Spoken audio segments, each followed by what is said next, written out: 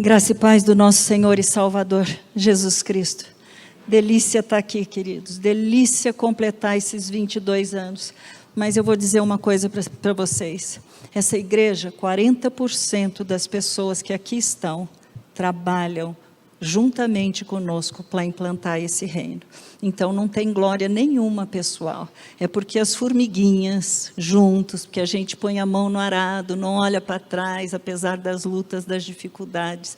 Então a glória é dele, mas a gente tem que agradecer a Deus por todos vocês que têm junto conosco feito essa obra maravilhosa. É muito, muito, muito gratificante. 22 anos, gente, ó, maioridade, um aninho a mais, maravilha, tudo certo. E nós sabemos que Deus tem feito muitas coisas lindas no nosso meio. Deus, principalmente nesses últimos tempos, olha, cada vez que eu paro para ver o que Deus está fazendo, o que Ele tem mostrado, eu fico maravilhada, maravilhada. Cada culto é uma novidade, cada momento está tendo um mover de Deus tão grande no nosso meio, que quando você começa a ouvir uma pregação, parece que assim, os pastores combinaram, e a gente vai dando continuidade um no outro, ninguém sabe nada o que um está pregando, ninguém sabe nada o que Deus soprou. Para vocês terem uma ideia, outro dia eu fiz uma pregação, e a minha bênção, eu ia pregar domingo, na quarta-feira eu fui ouvir o pastor Júnior, o tema era o mesmo, eu tive que mudar tudo. Eu acho isso lindo, é a confirmação de Deus, de que Ele está falando, de que Ele está trazendo para nós. E por causa justamente desse mover, nós estamos preparando a igreja para esse novo tempo. Eu creio no novo de Deus. Quando nós mudamos para esse prédio, Deus mesmo disse, novo templo, novo tempo. E eu creio nisso. Mas o maior presente que nós vamos poder devolver para Deus, sabe o que é? É apresentar uma igreja pura, santa, sem mácula. É apresentar vidas que se converteram, foram modificadas por causa deste atuar de Deus. É isso que nós precisamos ver, levar homens, mulheres, crianças e falar, Senhor, eis aqui, Senhor. É o fruto, Senhor, do trabalho, mas por causa da graça do Senhor é que eles estão presentes diante de Deus. Isso não quer dizer que você e eu não estejamos passando por lutas. Nós estamos, todos nós estamos passando por lutas. Então é meio que, é gozado, é uma dicotomia, porque ao mesmo tempo que você está alegre, ao mesmo tempo você chora com aqueles que choram, fica triste com aquilo que está acontecendo com muitos e muitos queridos, o cansaço que tem vindo a muitos de nós, né? Mas aí você pergunta para Deus, Senhor, me dá uma palavra para eu poder ajudar, aumentar a fé dos meus irmãos, me dá uma palavra para que traga esperança, um renovo nesses corações, que traga vontade de estar na sua casa, apesar de, é isso que nós temos que fazer, não só para vocês que estão aqui, mas aqueles que nos assistem através das mídias sociais, e nós pedimos que você não nos assista. Não é nada disso. Quando você estiver nos vendo, que você adore, que você ore, que você louve. Esse é o sentido da mídia social. Senão vai ser só um mexer no botão. Sabe aquele marido que você está do lado para assistir um filme? Ele fica 2 horas procurando, não para em nenhum, né? Tem crente que faz isso, ele só muda o local, fica ouvindo um monte de pastor, não entendeu nada, não ouviu nada. Não é só o meu que faz isso, tem muita mulher dando risada aqui dos maridos, não tem nada a ver com isso. Sem divisão em casa. Mas é verdade, porque hoje você tem a possibilidade de assistir tudo, de ver tudo. E é isso que nós precisamos entender. Mas enquanto eu estava orando para Deus e pedindo para Ele me trazer uma mensagem, o tema que Ele me colocou é um tema que eu há pouco tempo preguei. Mas eu ouvia claramente Deus falando, buscai a minha presença. Essa é a primeira mensagem, porque Ele me deu 2, a segunda eu vou preparar essa semana. Mas a primeira mensagem foi essa, e a palavra que está no livro de 1 Crônicas, capítulo 16, no versículo 11, diz assim a palavra do Senhor, buscai a minha presença, busquem o Senhor e o seu poder. Busquem continuamente a sua presença. Repara que ele fala para a gente buscar Deus, mas ele está falando também para a gente buscar o poder de Deus. Ele fala para a gente buscar Deus, mas ele fala que é uma coisa contínua. Não é hoje você está buscando, é continuamente buscando a Deus. E quando você está olhando a Bíblia, muitos homens experimentaram a presença de Deus. Você começa a ver Deus chamando, vamos falar de coisas grandes, de pessoas. Nós temos um Noé na vida que foi chamado, nós temos Enoque. Gente, pensa no Enoque, o cara andou tão perto de Deus, que Deus falou, não, vem cá que eu não quero ficar mais longe de você. Sabe aquele jeito de falar assim, ó, te amo tanto que você não pode sair do meu lado? É mais ou menos isso que aconteceu com Enoque. Aí você vai falar, realmente, mas Enoque era extremamente santo, né? Vamos pensar desse jeito por enquanto. Mas nós temos também um Abraão. E o Abraão, ele nada mais viu que presenciou uma cristofania. Você se lembra daquela passagem? Abraão está sentadinho lá na tenda dele e de repente aparecem 3 homens. Os 3 homens, ele até come com aqueles homens. Só que 2 deles saem e vão executar uma tarefa, que era Sodoma e Gomorra e a destruição que viria. Mas um deles fica ali. No começo você pode pensar, são 3 anjos, mas olha o que está em Gênesis capítulo 18, o versículo 17 a 19.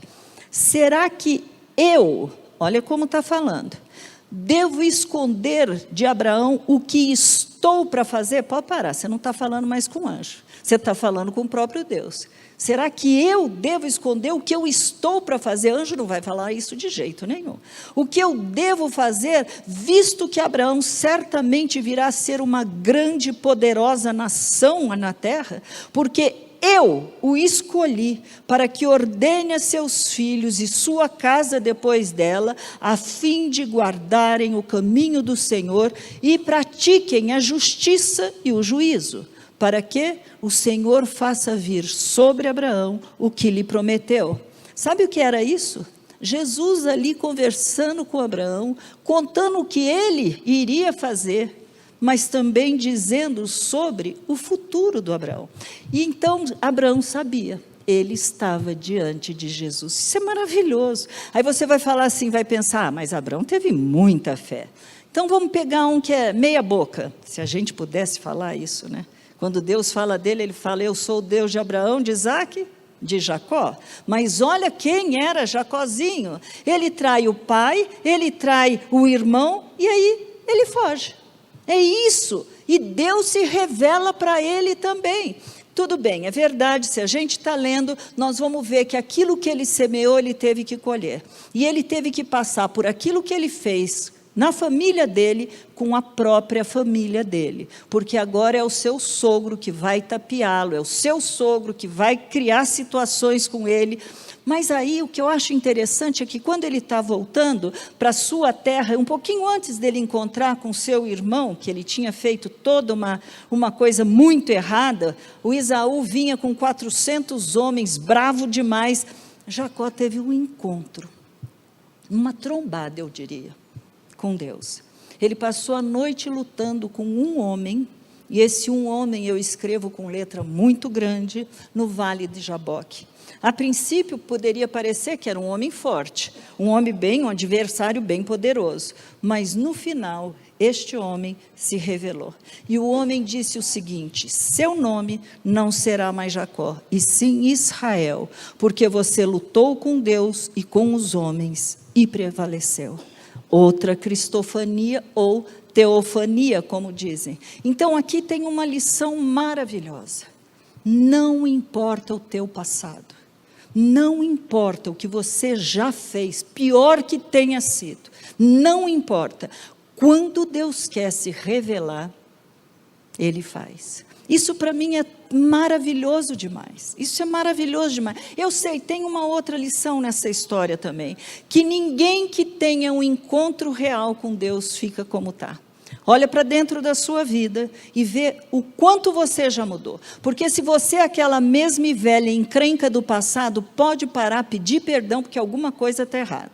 Se você é como você era, se você faz como você fazia, se você grita como você gritava, tem coisa errada nisso. Não pode encontrar com Deus, ser tocado por Deus e continuar a mesma encrenca.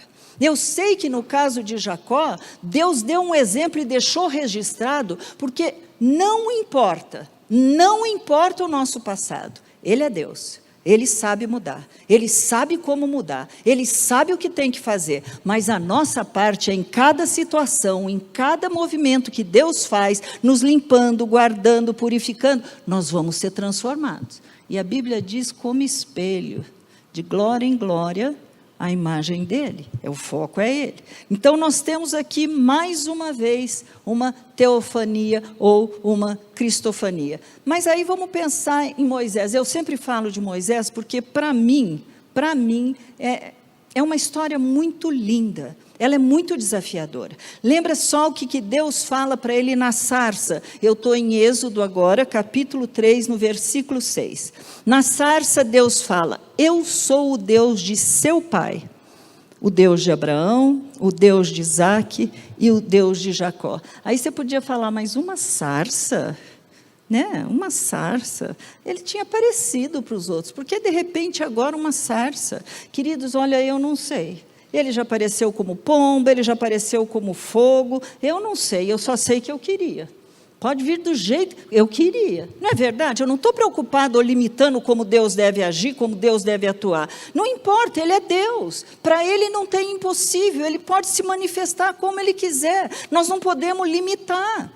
Nós não podemos limitar o atuar dele. Mas eu sei que no caso de Moisés precisaria ser algo muito grande, porque agora Moisés tinha passado 40 anos cuidando de ovelha, de cabrinha, e eu sei muito bem o que é isso, cuidar de ovelha e de cabrinha. Não estou chamando vocês nem de ovelhas nem de cabras, é porque nós já tivemos um sítio onde nós cuidávamos de ovelhas e cabras. Ninguém se ofenda, mas a verdade é que é terrível. O Caio cuidava mais das bichas do que de mim, gente. Eu tinha que cortar a unhinha dela, cortar pelinho, não podia ter nada errado. E eu lá, um leiê, uma coisa. Então, eu sei o que é cuidar. E nós estamos falando que Deus precisava mexer com Moisés, porque ele estava se sentindo agora incapaz. Agora ele estava achando que ele não tinha nenhuma condição de fazer isso. Mas foi ali, depois desse tempo, depois da sarça, que Deus começa a encontrar com Moisés, e a Bíblia chama de tenda do encontro. Você tem tua tenda do encontro? Você tem um lugar onde você para, que você fala, bom, agora eu vou esquecer tudo, vou ficar quietinho, vamos conversar com esse pai? É a tenda do encontro, e ali ele experimentou cada vez mais a presença de Deus. Eu sei, ele foi para o monte, ele jejuou 40 vezes, 40 dias, não consigo pensar nisso de jeito nenhum. 40 dias jejuando, claro, água ele tomava, não resta dúvida, mas jejuando 40 dias, pura graça de Deus. Olha o que a Bíblia fala em Êxodo capítulo 12, versículo 11.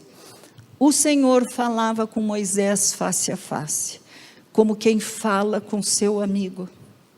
Depois Moisés voltava ao arraial. Porém o moço Josué, seu auxiliar, filho de Num, não se afastava da tenda. Josué não queria perder nada, ele era muito esperto. Mas eu fico pensando em Deus falando. Pensa assim, está na tua frente agora. Deus falando com você, como um amigo. Às vezes a gente lê e não pensa a importância disso, né? Deus falando com ele ali face a face. Essa passagem é muito incrível, ela é desafiadora, gente. Ela é desafiadora, porque eu estou falando para vocês um monte de pessoas na Bíblia, para dizer que eles eram iguais a nós. Tem uns que podem ter uma fé um pouco mais forte, tem outros que podem ter, mas eu já coloquei o Jacozinho para baixar um pouco o nível, para dizer que quando Deus quer, Ele faz. Ele busca, Ele faz, mas essa passagem me desafia. Olha o que está escrito em Êxodo, capítulo 32, versículo 12. Eu conheço você pelo nome, e você alcançou favor diante de mim. Então eu fico pensando, Deus falando isso para mim. Eu te conheço pelo nome, e você alcançou favor diante de mim. Oh, aleluia! Oh, aleluia!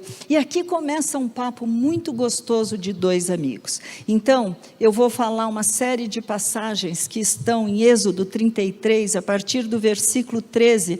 Eu tentei até, inclusive, diminuir um pouco essas passagens, mas ele fala assim, Moisés falando para o amiguinho dele: agora, se eu alcancei favor diante de ti, peço que me faça saber, neste momento, o teu caminho, para que eu te conheça e obtenha o favor diante de ti.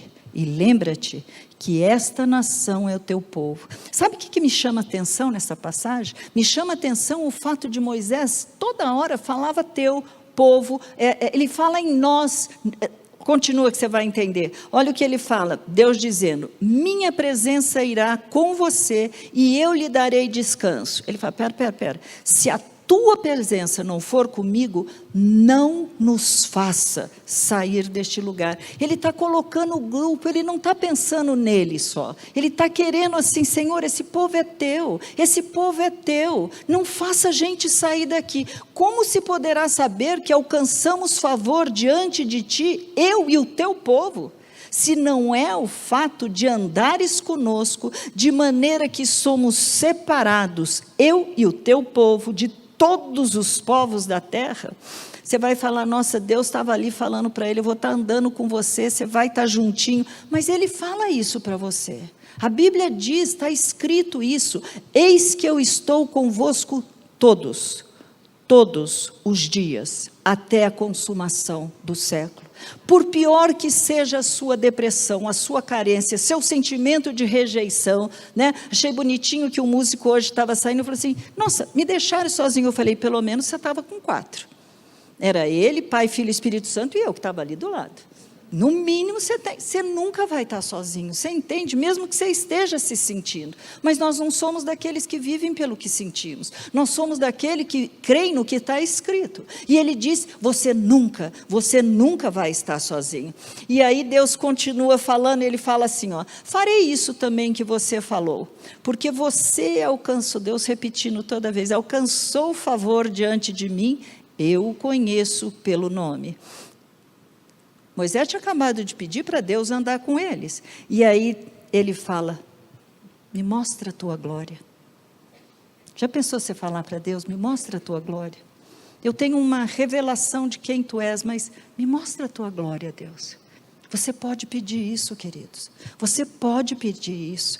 E aí nós temos a resposta de Deus, farei passar. Ele não responde para Moisés, farei passar toda a minha glória. Ele fala, farei passar toda a minha bondade diante de você. E lhe proclamarei o nome do Senhor. Terei misericórdia, me compadecerei de quem eu me compadecer. Você não poderá ver a minha face, porque ninguém verá a minha face e viverá. O que Deus está dizendo é porque Deus é Espírito. Por isso que quando tem manifestação no Velho Testamento, nós sabemos que é Cristo, porque Cristo tem a carne. Você entende isso que está escrito aqui? Ele falou, você não poderá ver a minha face, porque ninguém verá a minha face e viverá. Isso não vai ser depois quando nós estivermos com ele lá, tá? Lá é outra história, andando, sol, a luz de tudo nele. Mas aqui ele coloca assim, ó, eis aqui um lugar perto de mim, onde você ficará sobre a rocha. Quando a minha glória passar, eu porei você numa fenda da rocha e cobrirei com a mão, até que eu tenha passado. Depois, quando eu tirar a mão, você me verá pelas costas, mas a minha face ninguém poderá ver. Aí você vai pensar, puxa vida, então Moisés era o cara. Ah não, esse Moisés, ele era o cara. Mas se você lembrar que Moisés também matou, desobedeceu, e o pior, por ele ser um líder, e aqui olha, todos vocês que são chamados para ser líder, o nosso testemunho, ao que muito foi dado, muito será cobrado. Neste caso aqui, Moisés representava a lei, e ele tinha que representar Deus diante daquele povo. Moisés não entrou na terra prometida. Isso gera muito temor em mim, muito. Mas ao mesmo tempo me gera muita vontade de que nós podemos e nós devemos desejar a presença de Deus. E aí, Deus resolveu, foi Ele que fez isso. Ele resolveu nos escolher, se revelar, separar para si um povo, nos perdoar, nos amar e ainda ter planos e projetos para cada um de nós. Você vai dizer outra vez, eu sei, Moisés era especial. Era. A pergunta agora é, e você? Você se acha especial? Isso é você com Deus, mas você se acha? Sabe, se Deus vir o arrependimento no nosso coração, Ele não apenas pode nos perdoar, mas Ele pode fazer algo que as pessoas vão ficar pasmas com o que está acontecendo. Eu tenho descoberto que muitas vezes a gente acha que a gente não merece o perdão de Deus, não merece que Deus nos use para fazer uma obra grande, não, nós não merecemos, afinal eu fui tanta encrenca, eu fiz tanta coisa errada. Muitas pessoas acham que nem merece esse amor, sabe por quê também? Porque não foram amados pelos seus pais, nem conseguem entender que Deus possa amá-lo. Se ninguém me amou, como é que esse Deus, que é santo, que é puro, que é perfeito, pode me amar? Não é um problema de mérito, querido, não é um problema de qualificação, não é um problema de ter inteligência ou não, dos traumas que você ou eu tenhamos, não é um problema de rejeição, ou mesmo de escassez do amor. Tudo isso Deus sabe. Olha o que está escrito em Romanos capítulo 3, versículo 23. Todos pecaram e carecem da glória de Deus. Então, para Deus, não há nenhuma diferença. Não importa o nome do homem que eu li para vocês, da história deste homem que nós estamos falando, mas Deus sabe que a diferença virá quando nós tivermos a Ele centrado na nossa vida, quando nós soubermos que Ele veio, morou no nosso coração definitivamente e nós vamos poder fazer coisas tremendas. É o que a palavra de Deus diz. Olha o que está escrito em Gálatas capítulo 3, versículo 27 e 28. Todos vocês são filhos de Deus, mediante a fé em Cristo Jesus. Aqui já tem uma restrição, muitas vezes você ouve, né?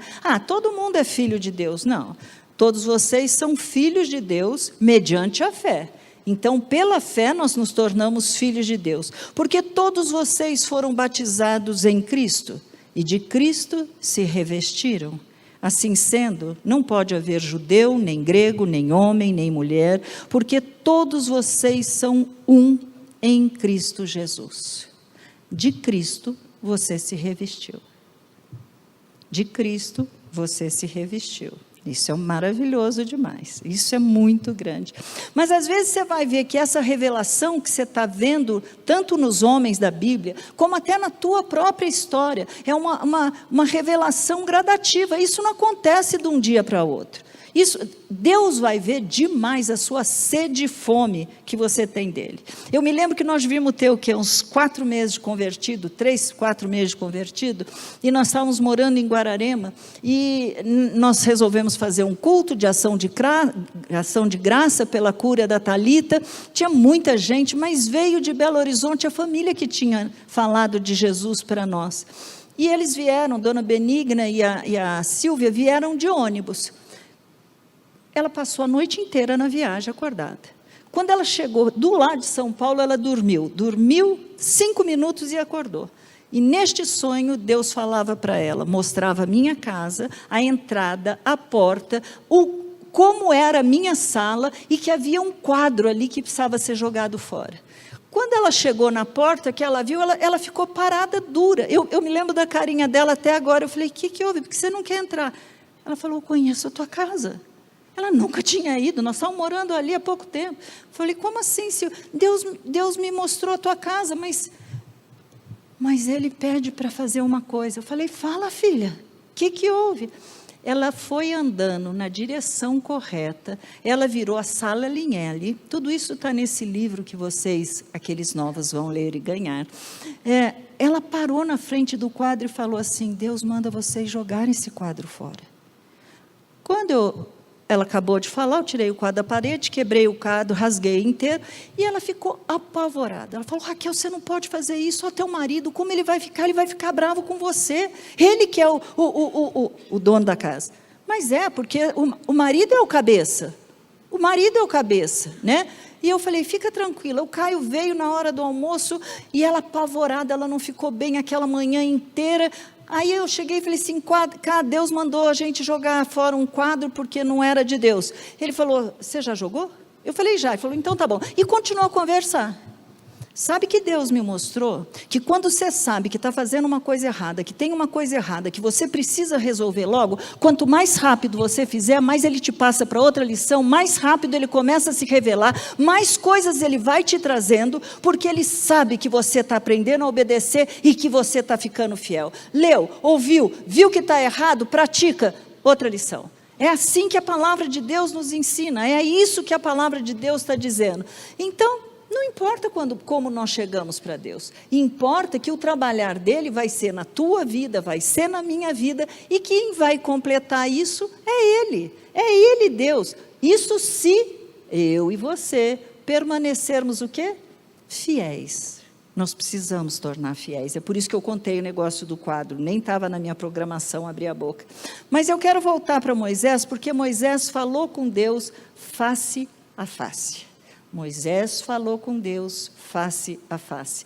Então, vamos lá.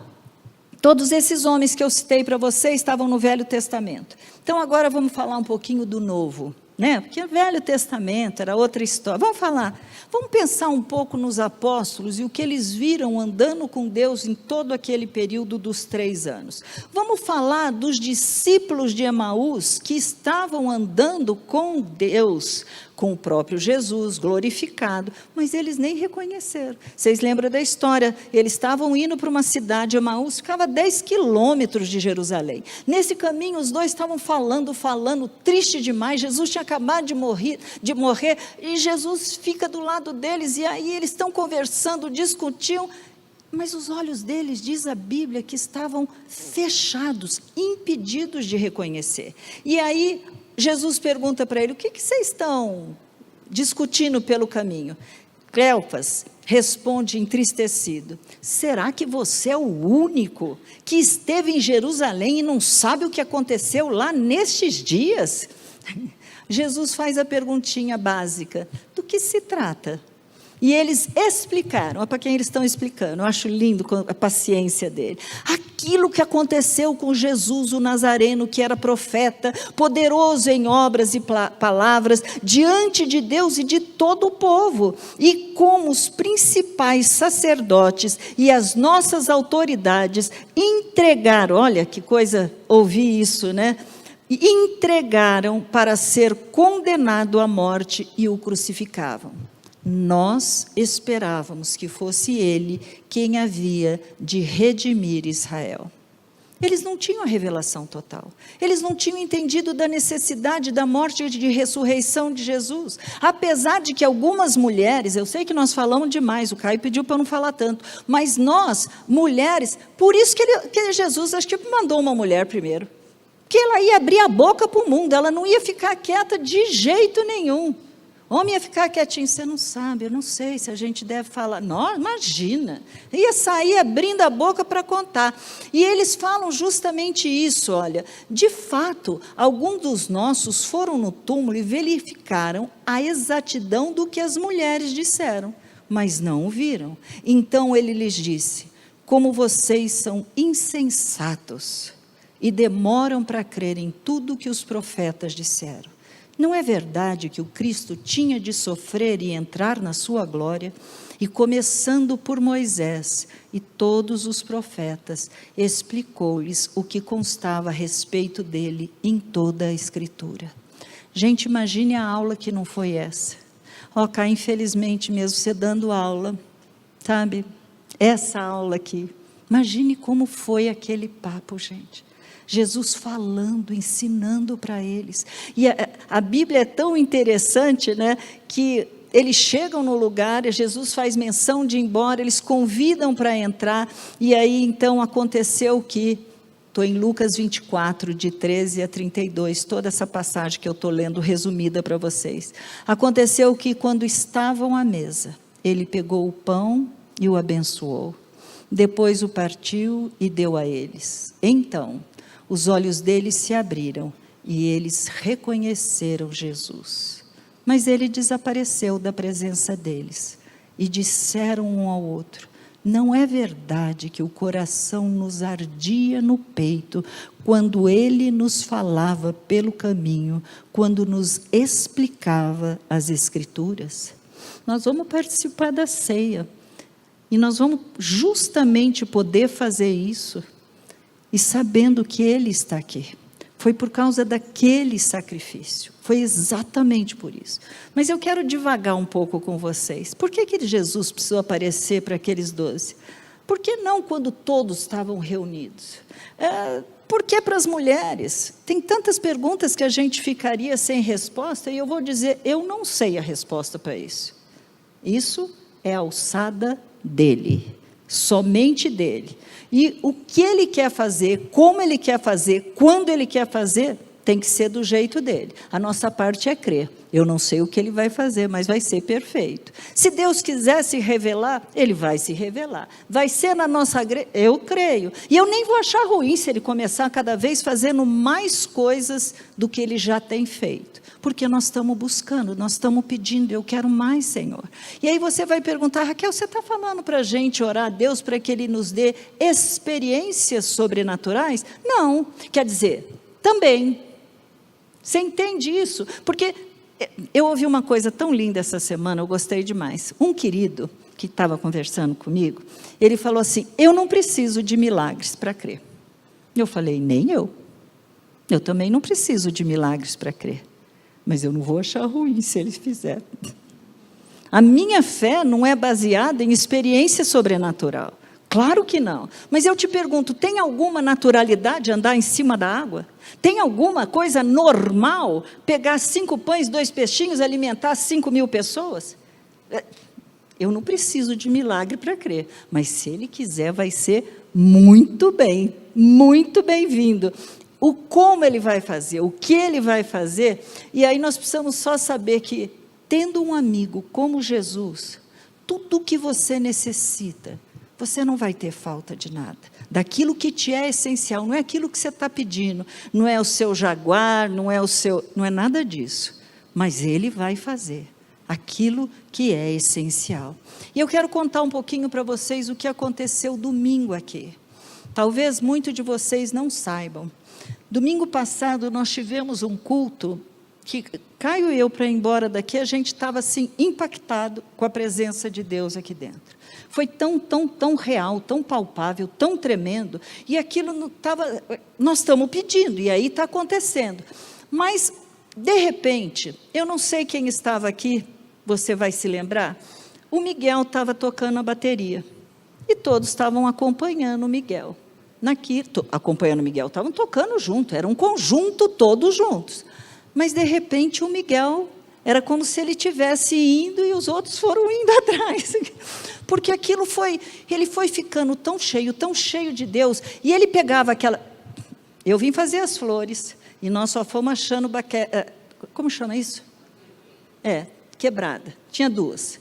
Porque ele foi tocando, mas ele tocava com tanta unção, e aí... Eu já estava achando ungido demais, a presença de Deus estava tudo tão bem. E na hora de ir embora, eu falei: Miguelito, o que é isso? Como que você não parava? E continuava, ele levantava, batia, levantava. Ele falou: pastora, Deus só ficava falando para mim: não para, eu estou trazendo cura, não para, eu estou trazendo cura. Eu já estava impactada. Só dele estar falando isso.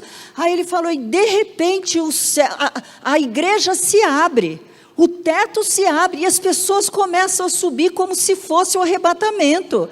E Deus falava, isso é só o começo, eu já comecei o novo tempo. É isso que eu quero dizer. Eu não preciso disso, gente. Eu não precisaria nem de ouvir o que ele tinha falado, porque a gente sabia da presença de Deus aqui dentro. A gente já estava sentindo. não precisava do que ele viu, do que ele ouviu, a gente não precisava, mas o que a gente está buscando é isso, gente, é a presença palpável de Deus, é o que ele fala, buscai a minha presença, é isso que nós precisamos. Agora, buscar a presença de Deus vai passar por mais oração, mais leitura da Bíblia, mais jejum. O jejum não é simplesmente para você conseguir alguma coisa que você está precisando, tal, mas é um jejum onde você se coloca para buscar mais de Deus, para que Ele fale com você, para que Ele dirija, para que Ele mostre o que Ele quer da tua vida. É isso aí que nós estamos propondo para fazer. Nós precisamos conhecer mais dEle. São 42 anos de que eu e o Caio somos convertidos. Nós queremos mais de Deus. Sabe, não é porque o nosso Deus é pequeno que nós não é nada disso. É porque estar na presença dEle faz toda a diferença. A hora que vem aquele baque, aquela luta, aquela dificuldade, você fala, eu não estou sozinha. Aí você volta correndo para a palavra, aquilo lá se alimenta, você fala, vamos lá, Jesus, levei uma bordoada, mas não vou cair, levantamos, vamos levantar. Essa é a diferença. Por quê? Porque nós servimos ao Deus Todo-Poderoso, aquele que criou todas as coisas, mas ao mesmo tempo a Bíblia diz que o Verbo se fez carne e habitou entre nós. A Bíblia diz que Ele é o verbo vivo, verbo significa ação. Jesus é a ação de Deus para este mundo caído. Tudo o que você precisa está nele. A palavra de Deus. Eu falei, Senhor, esse ano eu preciso começar lendo o Novo Testamento, eu preciso acabar, porque eu quero voltar e mergulhar naquilo que o Senhor fez, naquilo que o Senhor... É a palavra de Deus. Talvez seja um momento de você não pedir nada, de você simplesmente orar, louvar, um tempo onde você simplesmente vai adorar, vai cantar. Eu não sei. Sabe, eu estava me lembrando, ontem eu não conseguia dormir, né? E aí eu peguei esse livrinho que eu escrevi, eu olho, cada vez que eu leio eu glorifico mais a Deus. Mas eu me lembrei de uma situação, nós morávamos ainda em Guararema, e uma senhorinha que eu conheci naquele dia, da igreja presbiteriana, ela fazia uma obra social linda, e eu falei para ela, quando você precisar, me chama que eu vou com você, eu tenho carro, a senhora não tem, e eu te levo para os lugares que você precisa para fazer as distribuições. Aí ela falou, tá bom. Deixei a mulher em casa, quando eu chego em casa o telefone já tinha tocado, era ela pedindo se eu podia naquela tarde levar, tá bom, e nós fomos. Guararema é uma cidade, na nossa época era pequena, hoje é uma cidade linda, grande, e era interessante que os lugares que ela ia, são aquelas fazendas, aqueles sítios, era um lugar de muita pobreza, mas pense na pobreza. E o lugar específico que ela me levou, só tinha jeito de passar um carro. Agora eu tinha uma caravan, ovo, amarelão, sabe que a cor dela era essa, caravan, ovo. Nós entramos naquela estradinha, e ela foi até o final da estrada. Imagine chegar lá, e como que eu ia virar esse carro para voltar? Ribanceirinha, só 30 metros para baixo, e aqui nessa montanha, tudo cheio de cafezal, e eu tentei virar. Tentei, do jeito que eu tentei, eu fui caindo. E o carro foi indo. Eu estou falando de uma época que não tinha celular, eu estou falando de uma época que eu não tinha como falar, meu marido era engenheiro, trabalhava ali perto, mas como que eu ia falar para ele, me traz um guindaste, um trator, sei lá o que, para tirar esse carro daqui? Não tinha como. E aí, eu estava lendo um livro chamado O Louvor que Liberta. Eu falei, não é uma boa? Põe em prática. O louvor liberta. Então, vou cantar, vou adorar, vamos ver o que ele faz. E eu comecei a falar, Senhor, eu vim aqui para fazer a tua obra, eu estou aqui por tua causa, eu vim aqui, Senhor, porque o Senhor falou para trazer essa senhorinha, então agora, problema é teu. Problema é teu. Eu não vou saber sair daqui. O carro não bateu em nenhum pé, nenhuma árvore, em nada. Ele foi descendo, parecia que tinha, né? E parou lá embaixo. Eu falei, vamos cantar. Falei, agora, o senhor põe a mão, eu canto, e o senhor faz como o senhor quiser. Eu só vou apertar o pedal, tá? E eu comecei a apertar o pedal. E o carro foi saindo, e o carro foi subindo, e o carro foi subindo, e o carro foi subindo.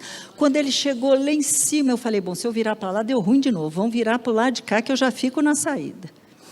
Chegamos em casa, eu olhava para o carro, não tinha nada, eu falei, nossa, o louvor liberta.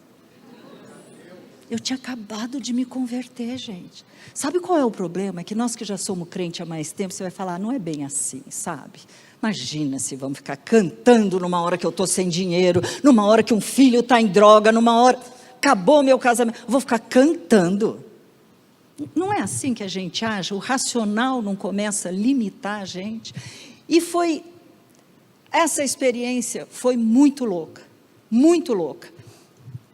Fé te faz agir, a fé porque você crê, a fé porque você anda, a fé porque você está junto, a fé porque você crê, e porque Ele é Deus, Ele faz como Ele quer.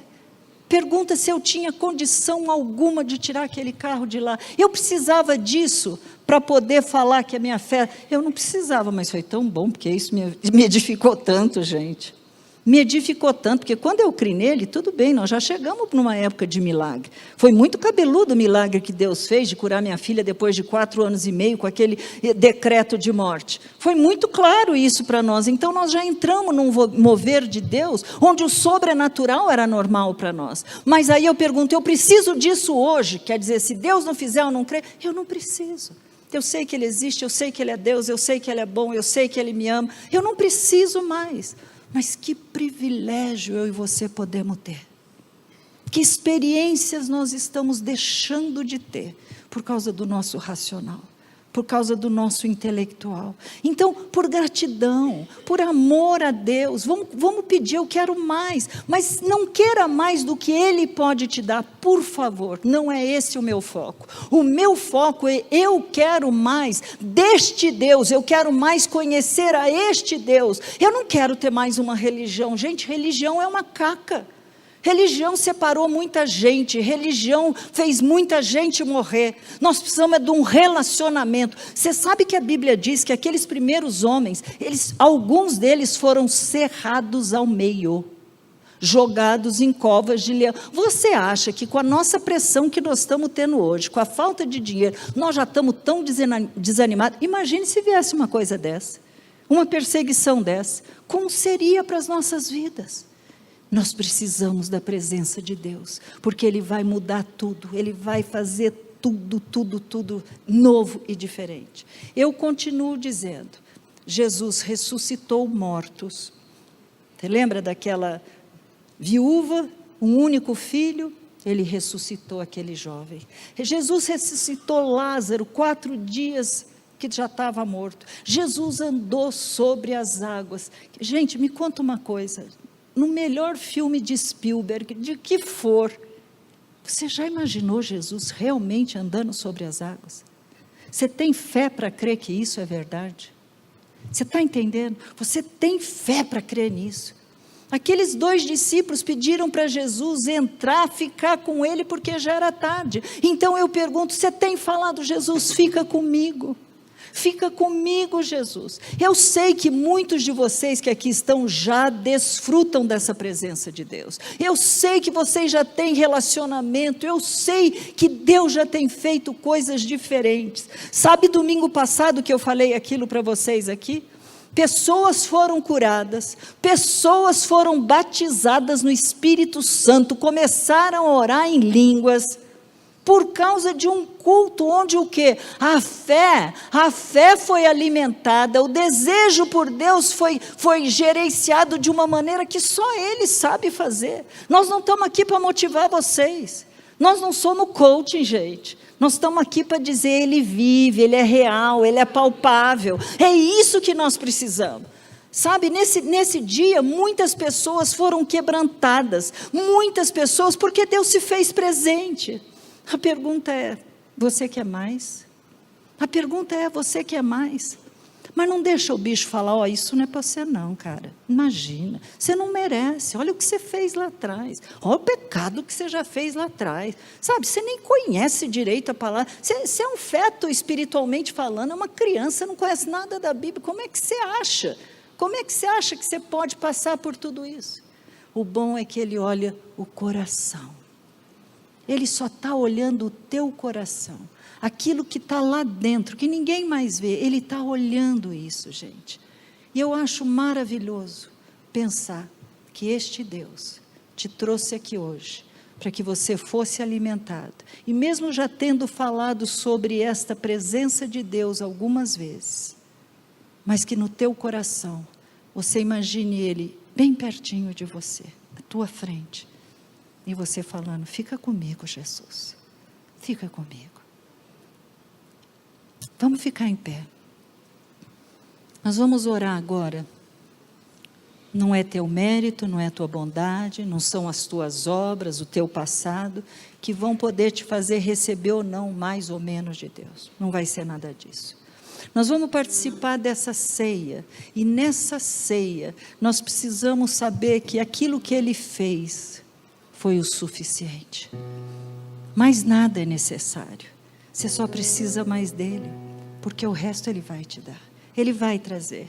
Muitas pessoas têm amado o mundo, têm amado posição social, têm amado, pode até amar marido, às vezes você nem tem marido, mas você está buscando tanto que aquilo lá é tua meta, teu foco, ou ao contrário, sua esposa. Talvez você já tenha se desviado de tal maneira e tenha ficado morno. A pergunta é, a frase é, perdoa-nos, Senhor. Perdoa-nos, Senhor. Perdoa-nos, Senhor. Aleluia, Jesus. Obrigado, Senhor, pelo privilégio de sermos chamados filho de Deus. A sua palavra diz isso. Se nós estamos tomando essa ceia, Pai, é porque o Senhor um dia pôde pagar no meu lugar e no lugar de qualquer um, de cada um de nós que estamos aqui, a nossa dívida impagável. O Senhor, como homem que nunca pecou, estava credenciado, preparado. A sua palavra diz que o Senhor deu a sua vida.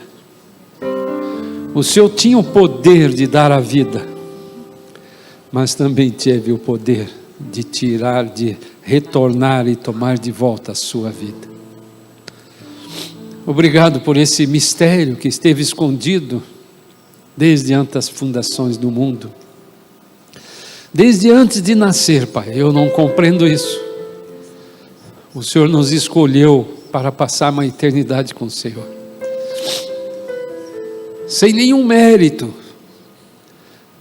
o Senhor nos deu o privilégio de sermos chamados filhos de Deus.